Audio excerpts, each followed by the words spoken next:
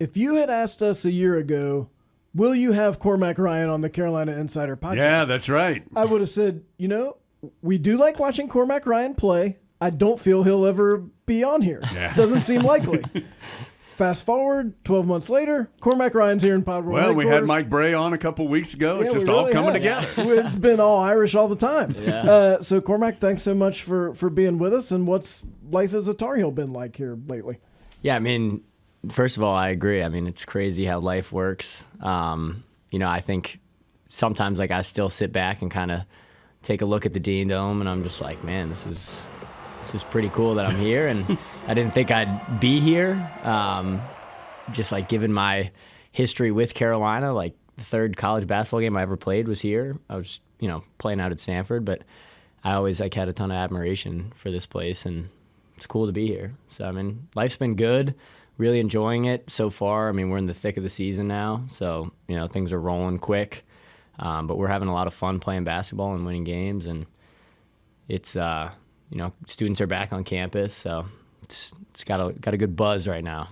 What does now veteran sitting in podcast studio Cormac Ryan know that baby playing in his third game in the Smith Center Cormac Ryan didn't know? Man, that's a good question. There's a lot of things. I think basketball-wise, there's been, you play in games, you play in tough environments, you go through a lot in a season, go through a lot over the course of many seasons, that for me, I've taken away, lessons that I didn't think I would have initially, that don't really pertain to X's and O's, but more so just managing your emotions, managing the ups and downs of a season, tough losses, big wins, the importance of little things, that I didn't really consider as a freshman or even as a high school guy coming in. But now that I've played a lot of ACC basketball, I've played, in big games, had successful seasons, had not successful seasons, kind of bringing that perspective, especially to the guys who are newer, younger, who haven't necessarily been through that, trying to communicate, when you play a team, early in the season, for example, that first ACC game, in early December against Florida State, that's such an important game. It might not seem like it's important, sandwiched in between, Tennessee and UConn, but it is important. Maybe the most important out of all three of those. Just getting off on the right foot, winning a home game, winning your first ACC game, little things like that may not strike players or fans as being super important. Those things matter, and especially as you get later into the season, you're trying to build your resume, you're trying to build your record, and people like to look at it from a macro standpoint, but it really is just one play at a time, one game at a time, one play at a time that can make the difference. And you just kind of have to stack those plays and those wins. I'm concerned about Cormac Ryan taking our jobs. Yeah, no doubt. Yeah. We just need you to keep making jump shots so you don't start thinking that you want to come in here, because we'd be out in no time. We don't ever get to see Carolina from the outside, because this is the only thing we've ever really known, both Jones and I. You've played at Notre Dame and Stanford, which are incredibly high-level college athletics. What's different about Carolina that maybe we don't appreciate because we see it every day? Yeah, I mean, one thing that I think is echoed by a lot of players, staff, fans, whoever you ask about Carolina is this idea of the Carolina family. And it sounds cliche almost at this point, and a lot of programs like to claim, you're a family, we're a family atmosphere, and I think there's truth in that in a lot of places, and I have the utmost respect and pride, honestly, in being, part of the Notre Dame family, being part of the Stanford family to a certain extent. But the Carolina family really means something different here, and that's something that I experienced since day one. And I think Harrison, Paxson, Jalen, all the other transfers, all the the new guys really were almost shocked to just see the level of engagement from alum, from former players being welcomed back, not only to just give a quick high five in a locker room, but you want to play in practice, you're in. You know, like Coach Davis has given you the green light. You know, Justin Jackson's back. He's playing in practice. You know, Tyler Zeller's back. He's playing in practice. Harrison Barnes is back. He's playing in pickup. You know, like that's rare. That doesn't happen. You know, we're playing pickup in the summer. Guys are back playing 4 or 5 nights a week. You've got fans, donors, alum coming to the games, coming to practice, showing their support for the players. That I think is like a testament to kind of how this place operates. That, you know, I'm sure there's a whole lot that goes into kind of maintaining that outreach and cultivating that. But I think it's a lot of just like people want to be here. People who have any sort of connection to this place want to be a part of it for life. And so it really doesn't seem like it stops after 4 years or even 1 year. You know, guys want to come back, be a part of this place for a while. I don't ask you this question for you to be like, oh, I'm a Tar Heel forever. It's just different now where I think a lot of guys most times only went to one school. Now that is very different across all of college athletics. So how do you kind of, not divide your loyalty, because that's not the right way to say it, but I'm sure you had wonderful experiences at Notre Dame and at Stanford. How do you, when you move on past college, how do you think that will all sit with you, that you had these multiple places that you considered home for a certain amount of time? Yeah, I mean, I agree. I think it's been a unique path. I would say drawing it up out of high school, I would have never predicted it. You know, sure. Going back to what we talked about at first, like I had no idea this would be the path, and that's kind of the beauty of life, is you really just don't know where you're going to end up. I look at it as a strength. You know, I'm excited to have made connections, friends, built relationships at 3 great places. Played in some great environments, won some big games at all 3 places. And I don't necessarily know like what allegiance means and what that means. Like to me, it's more so relationship based. Like I have made a lot of friends at a lot of different places. I've formed bonds that, you know, stretch beyond basketball and the classroom or whatnot in a certain location. But, you know, I will say this, like, obviously being the last season of college basketball and being with such a special group that I feel so strongly about here at Carolina, like, you know, I'd be hard pressed to say that like I wouldn't consider myself a Tar Heel for life, you know, because it's just like, obviously we have lofty goals and we're not getting ahead of ourselves here, but, you know, we're going to continue to focus playing and winning one game at a time. But, you know, we have a chance to do something really special here. And I think that is something that I really look forward to, kind of launching myself out of college basketball and out of college, just, you know, kind of going out with this Carolina family and this group. Carolina is playing really well right now, and I think it's fair to say that you're one of the leaders of this team, both on the court and off the court. How do you convey to some of those guys who don't know ACC basketball like you do that it is only January 15th and no story is being written right now? Absolutely. I mean, Coach Davis has done a great job, and one of the things he emphasizes to us all the time is just keep your eyes straight ahead. Don't let any distractions in. Don't let praise. Don't let negativity. And a lot of times it's the praise that's the hardest thing to deal with. And I think the group last year saw that, and it's hard to play from ahead. And even when you're playing a basketball game, sometimes it's harder to be up, 10 with 5 minutes left than to be down 10. Like sometimes it's easier to just be that hungry underdog clawing back that everyone's counting out versus everyone counting you in. And so I think those messages of staying locked in, staying focused, taking things step by step, not getting distracted by the media, the praise, the fans, obviously enjoy playing basketball in front of great sold-out Dean Dome and in hostile road environments. Obviously, that's like you want to enjoy it. You want to be present and be grateful for those moments, but you don't want to let that distract you from, like you said, it's early. And, we feel like we've got a lot left to prove. We've got a lot left to actually improve upon and get better. which is a good thing for us. We still think we have a lot of room for growth. And, we're excited to kind of see where we can take this thing, being laser focused on just moving forward. I'll go back a little bit. When it was time for you to decide where you wanted to go, I know you had some other big-time options that you could have chosen. Why was Carolina the right spot for you? What was attractive to you about this place? Yeah, obviously Carolina speaks for itself in terms of just the history of basketball here.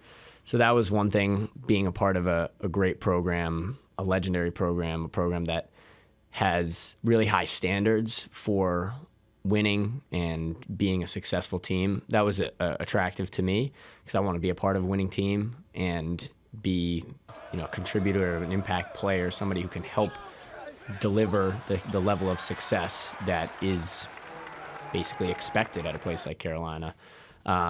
Coach Davis and the entire staff, I thought we really clicked right away just during the recruiting process. They shared a lot of similar goals and shared a lot of the same vision that I kind of had for myself and for the team collectively.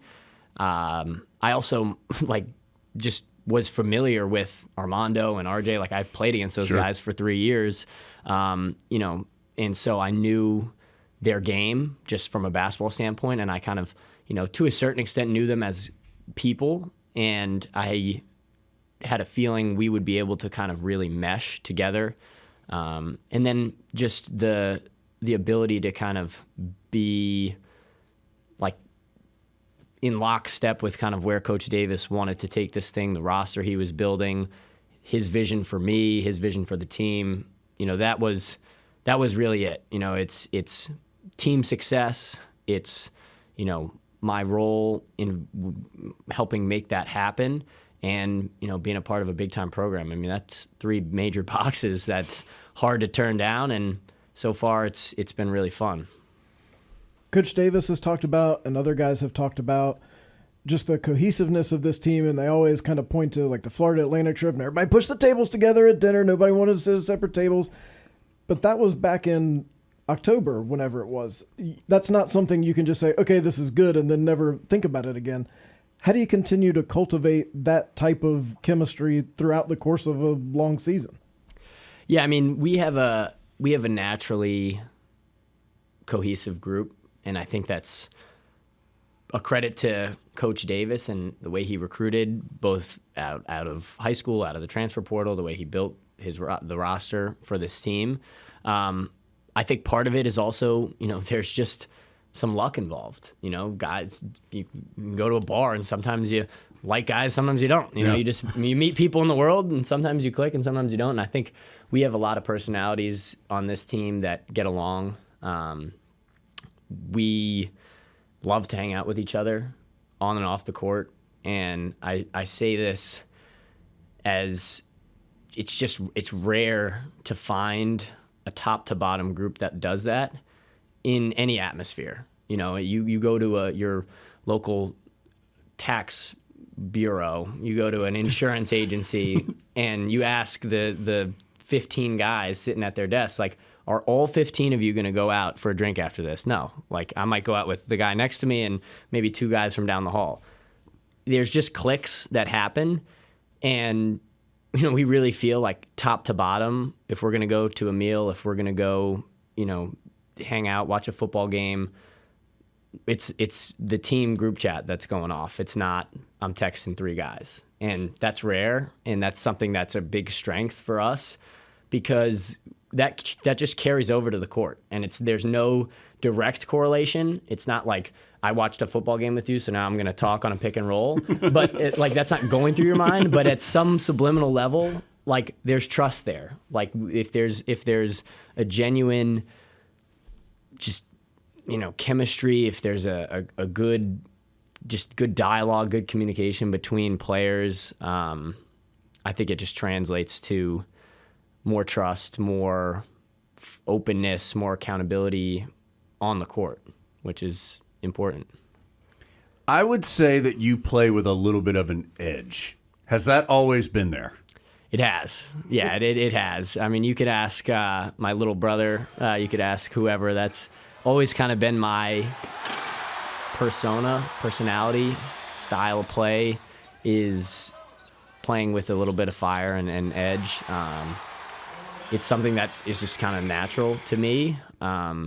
It's not really like manufactured. I'm not staring in the mirror, hyping myself up. That's just the way I play. I like to play hard.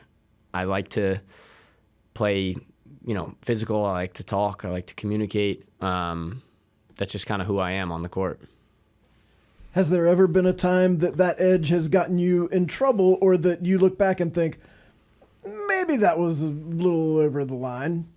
Yeah, for sure. I mean, I would say, any basketball player that plays hard, plays with a fire, plays with an edge, has definitely crossed the line, and it happens. It's part of the, it's a learning experience when you're young, but it's also like it just happens to the best. I mean, you look in the NBA, there are guys who are getting thrown out of games left and right, and I'm sure nobody's going into the game wanting to be ejected. It just happens. Like, it's a fiery game, and I'd rather play hard with fire and have to dial it back than have to try and muster it up. And one of the guys who I love watching, who's like one of my favorite players, not really at all because of how he plays, is Kevin Garnett. Like, my game is not similar to Kevin Garnett, but I can't get enough of watching the guy and just his passion and his fire. It's just what that did for that Celtics team was so much more than him being a Hall of Fame four-man. So, is that painful for you to say? Because there's no way you're a Celtics fan. I'm not. You're a Knicks guy, right? I am. I'm a Knicks guy. I'm a New York City guy. Knicks, Jets, Mets. Not a lot of success in my lifetime, unfortunately. But yeah, just as an individual, KG just has it. Like, he's got the fire, and I love watching guys like him. I would guess that you haven't had as many three-point shots go in as you would like at this point of the season. How do you not let that bleed over to other parts of the game? Because I also think that your other parts of the game have been at a really, really high level. So how do you not go, man, I'm not shooting as well as I want, I'm not going to play defense hard? Yeah, I mean, that's you're correct. Obviously, everybody wants to make every shot, and I would have loved to, made every single shot I've taken this year. I think part of what I bring is more than being a shooter. I believe like basketball and who I am as a basketball player, kind of the way I've developed my game so far has stretched into being a playmaker, stretched into being a great defender, stretched into being somebody who can rebound the ball, who brings just leadership, communication, intangible stuff that impacts winning. And I think the test really of a great shooter is how do you respond when things are not going well in terms of making and missing. And one thing I've always taken pride in, make, miss, swish, air ball, is I'm going to play hard. And I'm going to do everything I can to make winning plays regardless of whether or not the ball is going in. That's something I've always done throughout my career and something I take a lot of pride in, especially on the defensive end, because that's something you can always control, different from making or missing a shot. I think playing hard and taking pride in defense and getting stops, getting rebounds, loose balls, talking on defense, that takes no skill. That takes effort, and you can always control that. So, I know I'm a great shooter, and I've got a whole locker room of guys who have my back and believe in me, and coach and everybody. And so I have no doubt that my shot's going to continue to fall, and, I'll find a rhythm. But I also have no doubt that the level of effort and competitiveness and fire and making defensive plays, making offensive playmaking, passing, all the other stuff that goes along with being a basketball player and helping to win games, that's also going to continue as well. It was probably about a month ago where Carolina's defense seemed to change and just got better, and the stats got better, and just even watching it, you could tell it got better. How did it get better? Yeah, I mean, I think part of it is just throughout the course of the season, teams get better. You get you get more comfortable You figure out what works, what doesn't work. You are able to prepare in a more effective manner, whether that's in practice, whether that's scouting. You actually build confidence too, similar to guys get in rhythm offensively. Teams can get in rhythm offensively. You can get in rhythm defensively too. I don't think people talk about that enough in terms of getting comfortable, having a sense of pride and trust that you're going to function as like a well-oiled machine defensively is something that I think takes repetition and it takes success. Like, so you have one good defensive game, you're like, man, we can really guard. And that carries into the next game and the next game and the next game. And you start to kind of build an edge and a swagger about you that we've got a team that can really defend. And part of it is individually, I think guys have made big time strides, just individual defense, pick and roll defense, on the ball, off the ball. But I think our preparation's been good. I also think we still have a lot of room for improvement. Like, by no means are we satisfied by where we're at defensively. I think we've made improvements, but that's a trend that needs to continue. It's not like, oh great, now we're a great defensive team, let's take the foot off the gas. Not at all. Like, we've shown that we can make strides, and the key is to continue to do that and push that in the right direction. And I think that's preparation with personnel, scouting. It's preparation with practice and daily repetition of just little things, defensive habits, and it's having that want to and will to just go out and do it. Sometimes people say they're from New York, but they're really from Long Island or Hoboken, New Jersey or something. And I remember somebody asked you where in New York you're from, and you were like, no, Manhattan, actual New York, not just basketball wise, but kind of world wise. What does a New York kid know that the rest of the world doesn't know? Yeah, I mean, like you said, I was born and raised in Lower Manhattan. My family, I went to prep school in Boston. My family, most of my extended family is in Long Island. We're kind of scattered around the Northeast, but growing up in the city, I think you get a flavor of life that is almost impossible to get anywhere else, because you just get you get so much at every moment of the day. Me and my younger brother were taking the subway to school starting in 6th grade. And I don't know if you've been on the subway, but you see a lot on the subway that, I don't think you can find in many other places, for better or for worse. And I just think there's a certain pace of life. There's a certain attitude and swagger that comes with New York. There's a lot of pride, honestly. I think some people get rubbed the wrong way by New York pride, but as a New Yorker, I think it's awesome and I love it.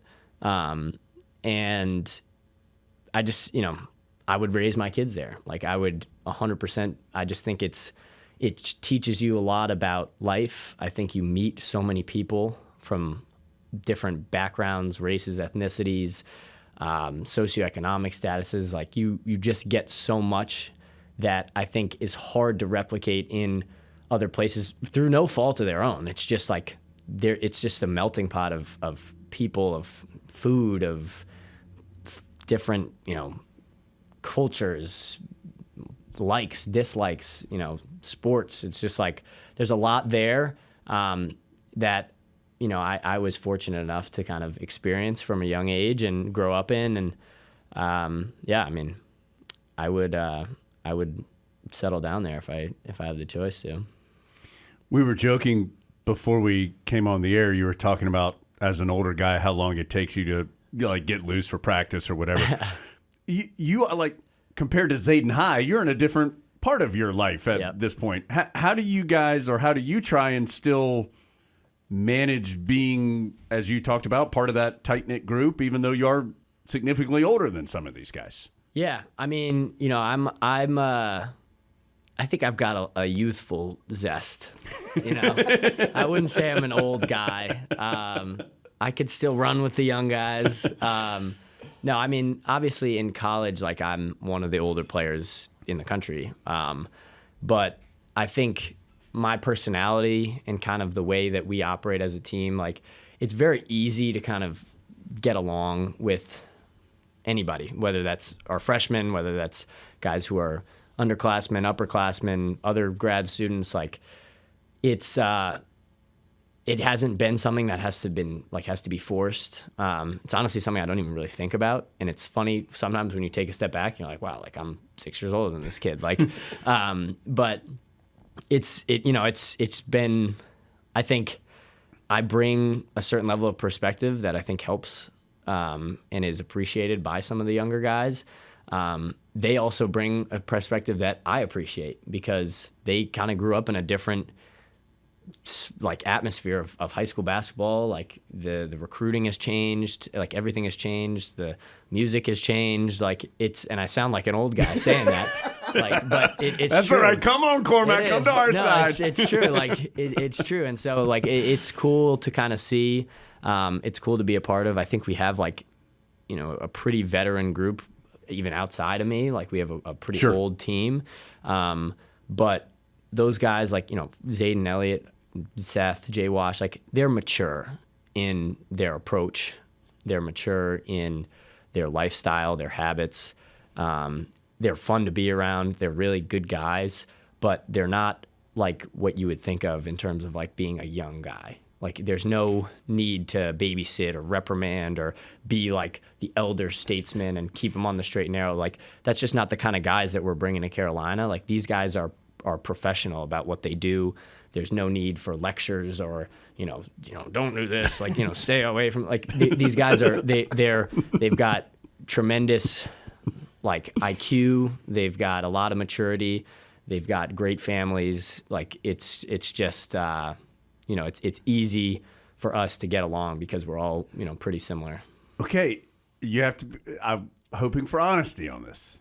Has there been something like whether it's like an app or a artist or just anything where you're like, what is this? This wasn't what it was like in my day. 100%. I mean, I will say like some of the rappers and the artists that Zayden and Elliott are bringing to the table, I have no idea what's going on there. No idea.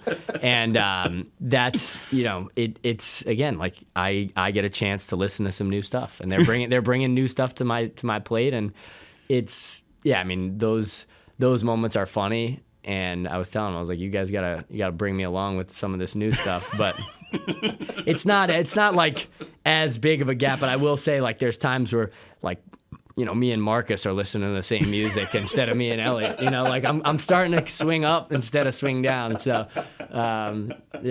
it's funny. So what are you trying to pass to them? Like, are we introducing them to Neil Diamond? Like, what are we doing? Like, the other day, like, I think I was playing like 50 Cent, and they like didn't really know. Like, and I was like, you guys are joking, right? Like, come on, fellas. Like, these are icons. But it's, times have changed, and I'm a pretty adventurous guy in general. Like, I like trying new stuff, and so I'm all in for learning about this kind of anything new that they've got, for me in terms of pop culture or music or whatever it be. Okay, fashion. Speaking of music, Creighton was telling us recently that even he is not sure. Some of the post-game music selections he is not all that familiar with, and certainly Coach Davis is not. Yeah. What is going into making these selections? These are big choices. If you can program that playlist, like if you get to pick, if the Tar Heels beat Louisville, Cormac's picking the post-game song. What are we doing? No, I mean, I would say, first of all, Creighton is, with all due respect, Creighton's from Greenville. So, like, I don't know if he's that dialed in on what we've got going on here. No, but I think it is a big responsibility to pick that song. I think the worst thing that you can do, that we've done a few times, is start overthinking. Because everyone's ready to be jumping up and down, and we've got like Armando scrolling through his playlist trying to get the front. And we're like, yo, just pick one, please, like before we like run out of gas here. It is though. Like I'll tell you, I want nothing to do with that. I will let Armando, I'll let Elliot, I'll let whoever is the music guru pick that song, because it's an important moment. It's fun. Get everyone going. And I'll tell you, there's been a few times where we've had some major swing and misses, where a song starts playing and everyone's like, this ain't it. Like, this ain't it. So what? Like the Oklahoma game that happened in Charlotte. Yeah, it sure did. So when that happens and like the song's thumping through the locker room and you're all fired up, you're like, yeah, but then it turns out to be like Mariah Carey or whatever it was. Like, what's the play? Do you stop it right there? Do you try to get into it? Yeah, I mean, I think usually the play, if there's a consensus, the play would be, we got to make a pivot. We got to switch this up. You got to be flexible. Yeah, just reset it. We'll get the energy going. But I'd say for the most part, we've done a pretty good job getting like a good song first try and having everyone, pumped up. You've been on the road a fair amount, not just with Carolina, of course, this year, but in your career. Is what you hear from the crowd different depending on which team you have been playing for? Or do you get pretty consistent smack talk from the opposing crowds? Yeah, I mean, one thing that I've always noticed about playing in road environments is, and this could just be a personal thing, I don't know if it's across the board, but I don't really hear, like, there's not a whole lot of, like, individual trash talk. Right. Crowd noise is crowd noise. Like, that's what it is. It's either loud or it's not loud. But I think, like, I'm not really listening. I'm not really hearing, an individual heckle or this or that or whatever. Like, it's more so just the noise level and the environment, the atmosphere kind of as a whole. Mm-hmm. So I would say from that perspective, like, it has been, I would say it's been better, because when we come to town as North Carolina, I think those atmospheres are, big time. For the opposing team, that's a huge game. It's a huge moment for the fans. I think it's usually one of the most sold out or well-attended games for the program. So that's been fun, because we're getting everybody's best shot. We're getting everybody's best crowd. And that's a badge of honor, as the way I look at it. That's not something that I'm like, oh no, like, we're going to have a great, super rowdy crowd. Like, I love that. Like, that's what you wanted. Like, that's what you want to be a part of, is being in loud environments at home and then be in loud environments on the road. Like, you don't want to go on the road and have it be dead. At least I don't. I'd much rather have a crazy atmosphere and go get a real solid, nasty road win. You've been at some high-level academic places: Stanford, Notre Dame, Carolina, all three cradles of the ACC, obviously. Yeah, all ACC members. Now, you just knew early, Cormac. That's all it was. Yeah, I know. If 20 years from now you're doing something that is not basketball, what are you most likely to be doing? Yeah, that's a good question. I have my degrees are in business. I did an undergraduate business degree at Notre Dame, and then I did my MBA also at Notre Dame. So I have a pretty solid foundation with business at kind of just like a pretty widespread view. In terms of narrowing it down, I think it's, and this is one thing that is kind of tricky about navigating it, is the way I look at it is largely a function of my basketball career. Obviously, my goal is to play professionally, play in the NBA, play for a lot of years, make a lot of money, and that influences what you do after. And so I think having a successful basketball career financially could influence me in one way or the other. I could see myself potentially using those business degrees to, I've loved kind of like the entrepreneurial route. To potentially be a part of, a founding team, start a company, be in like an early stage company. I think there's some pretty interesting stuff in, private equity, venture capital, like certain spaces there. I don't exactly know with so much certainty where I'll focus in terms of like which company, what type of, where I'm going to land exactly. But, I've also thought about potentially being, involved with media communication, broadcast, kind of going that route. I love to talk. I love to, communicate. I think I know a lot about basketball and sports in general. And so, maybe taking that route. And if I do, I'll give both you guys a call. Yeah, no doubt. Couple seasoned vets here. All right, last thing before we let you go. You mentioned earlier that this team had a chance to do something special. What in your mind has to occur or continue occurring for this team to do what it wants to do here over the next several months? Yeah, I would say the number one thing for us is being really hungry. And I think it starts and ends there. Being successful, being part of like sustained success is hard. And it's even harder, like we kind of touched on it earlier, like when you are getting moved up the rankings, when you're getting praise, when you're getting buzz, when people are telling you how efficient your offense is, how great your defense is, that kind of satiates your hunger a little bit. It makes you take your foot off the gas. That can't happen. And so that's number one. I think number two is just continuing to execute offensively and defensively, like with discipline and detail. That's one of the things Coach Davis always talks about. I think learning how to really stay focused on the specifics, the small stuff, the winning plays. Not, he talks about don't hit home runs, hit singles.